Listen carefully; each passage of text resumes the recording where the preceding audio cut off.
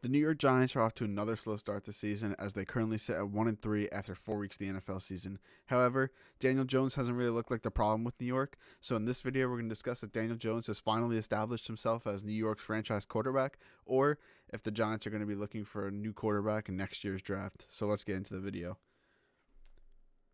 Despite being 1-3, the Giants have actually looked like a really good team this year. I think they're probably, out of the bunch of 1-3 teams that there are currently, they might be the most talented and the team that's looked the most impressive. Apart from week one, every game they've been in has been pretty close and they fought really hard. Week one, they went against the Denver Broncos and they lost that game 27-13. And to be honest, that game kind of looked like the Giants of old, where they just weren't competitive. Daniel Jones didn't have his greatest game, but all around, the Giants just didn't look like a great team.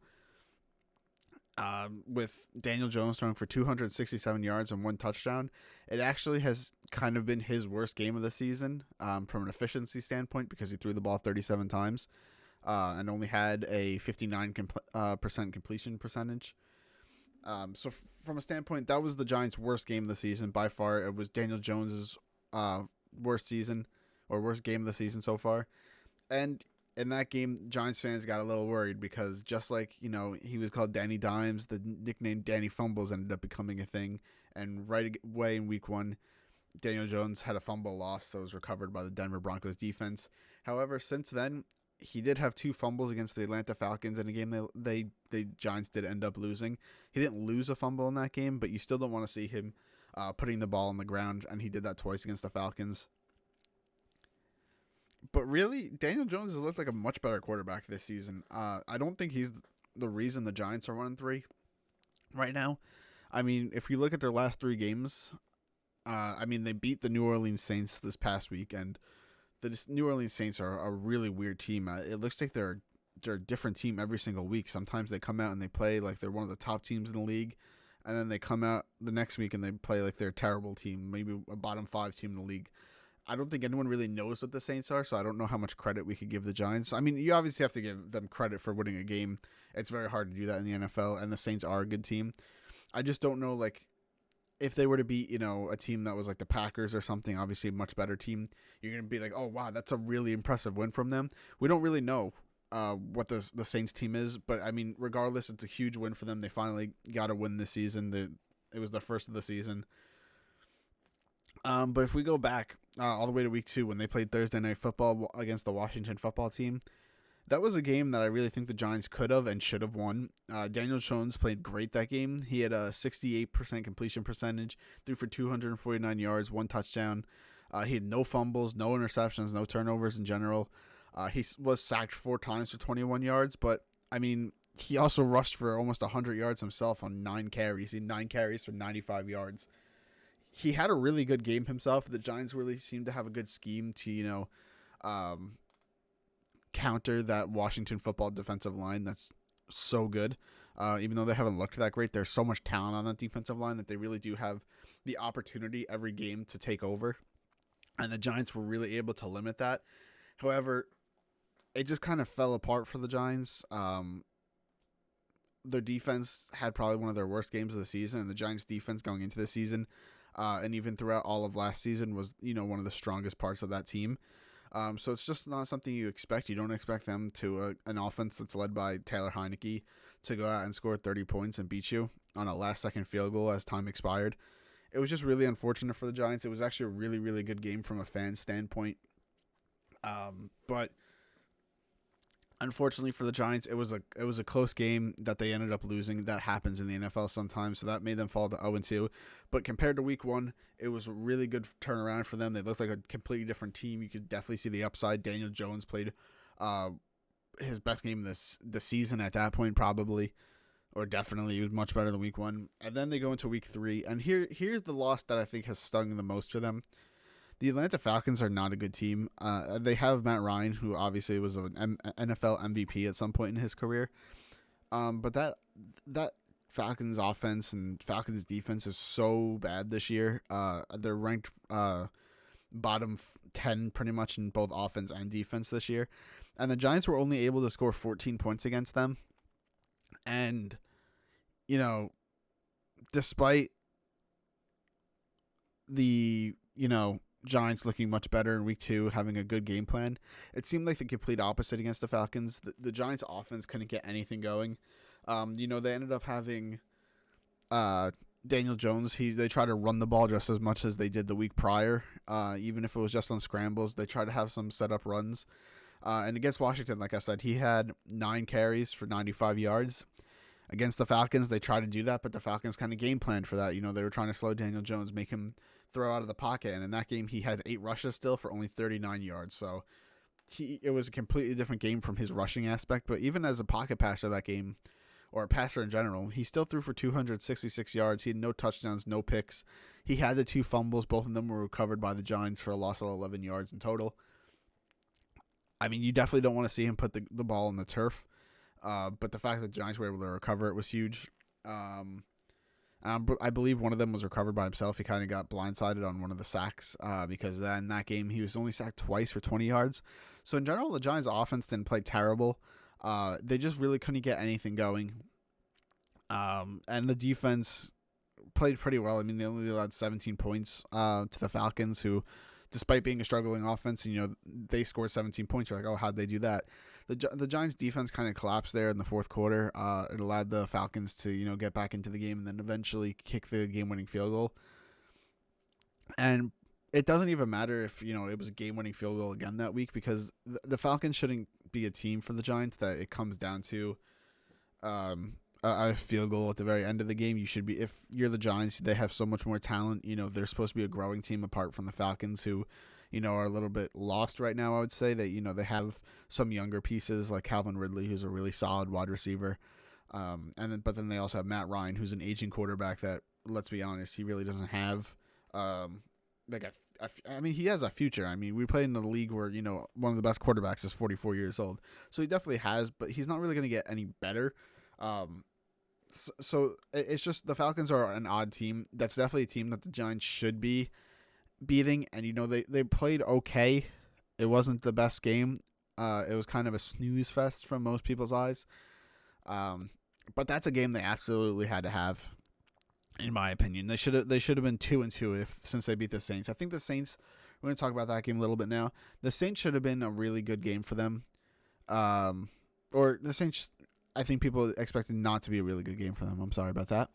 But Daniel Jones played really well. He threw the ball 40 times, which is the most this season. He's actually thrown the ball over 30 times in all 4 of their games. But in this week, he played unreal. He did have his first interception of the season, which is okay. He was taking some shots down the field, which he hasn't really done this season. It's okay to throw 1 interception. It's better than a fumble, I would say, because, the fact that you're throwing an interception over a fumble, you're sending them down the field a little bit. You're actually throwing the ball opposed to being, sacked and stuff. I think an interception is better than a fumble. And it was only his first one of the season. I mean, he has 4 touchdowns to 1 pick. I think that's a pretty good ratio right now, especially for a young quarterback still. But he, despite throwing the ball 40 times, he had a 70% completion percentage. He threw for 402 yards, which I don't know what his career high is, but I mean, that has to be somewhere close to it because he had an unreal game passing the ball. He rushed the ball only 4 times for 27 yards, so he had a better rushing game than against Atlanta. He rushed the ball half as many times and almost had the same amount of yardage. And then again, no fumbles. So the only turnover he had was the interception, and I think that's okay. He had a really good game. The Giants in general had a really good game. It was a scoreless first quarter. It was tied at halftime, and then the Saints, they took the lead in the third quarter, and looking from the outside, I think everyone kind of expected, like, when the Saints took the lead going into the fourth quarter, all right, this is the Saints game to win.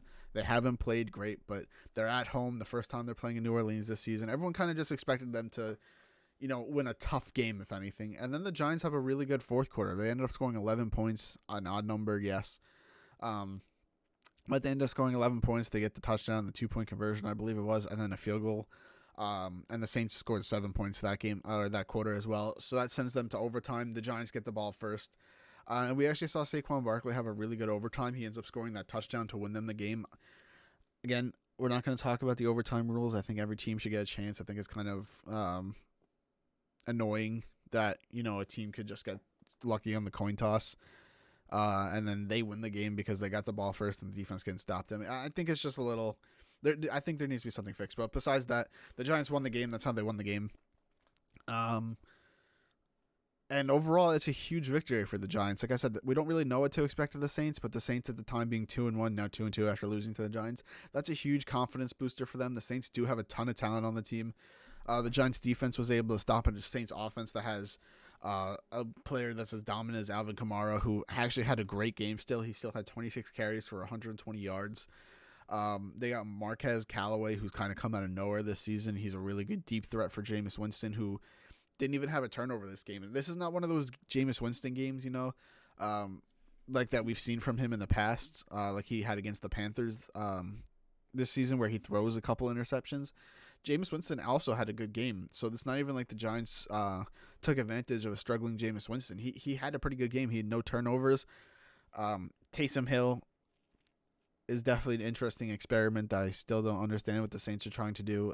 I've understood it maybe when Drew Brees was there. Maybe Taysom Hill had, some more arm talent, but I don't really understand why Taysom Hill is still being used the way he is in the passing game. It's just an odd situation there.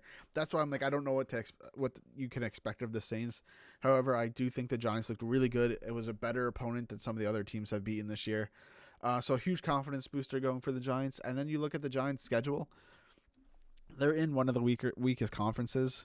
I think the Eagles, I don't really know. I think the Eagles personally have a really good offense. I think their defense is what's holding them back. I like Jalen Hurts. I like Devontae Smith. I think they have, a future there.